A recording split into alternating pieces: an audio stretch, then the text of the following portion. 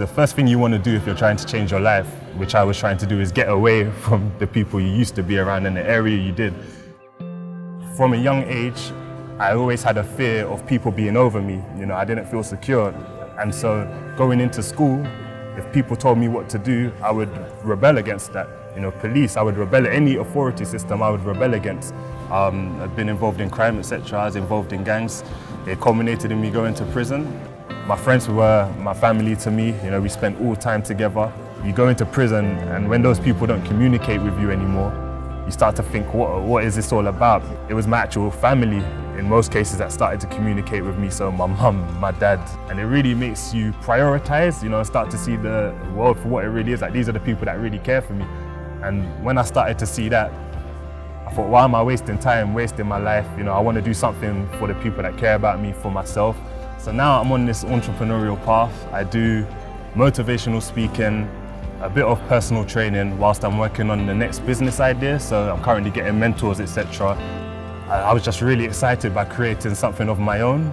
And as I learned more and more, as I studied more and more, I just realized it was a path for me. And ever since, I've just been constantly trying to develop myself in order to be the best entrepreneur I can. So so I was here for Freshers Week.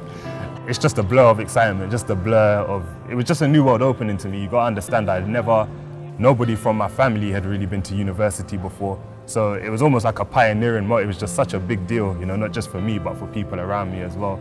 The main things that I've said this that I've taken from university is that I've come here, it's taught me how, you know, big the world is, and how, growing up in High Wycombe, I never really met people from any other countries. You know, it's really, you're just stuck in your box, and seeing how big the world is, how many nationalities there are, and yet we all can be together and we all can learn together.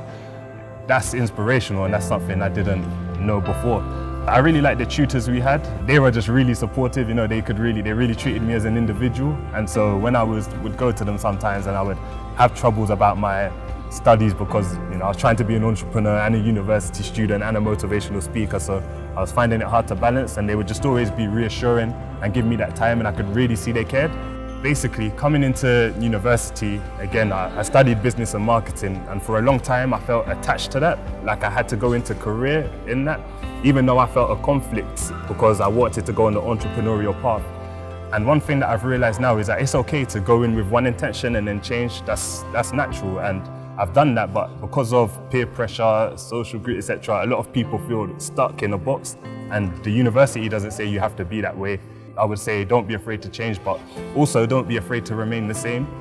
I didn't have this experience, but I know a lot of people, they study in a subject, they graduate from university, and maybe their job's not available at the moment, and they might feel like a failure because they've studied for so long, for instance, law, and there might not be any law jobs in there.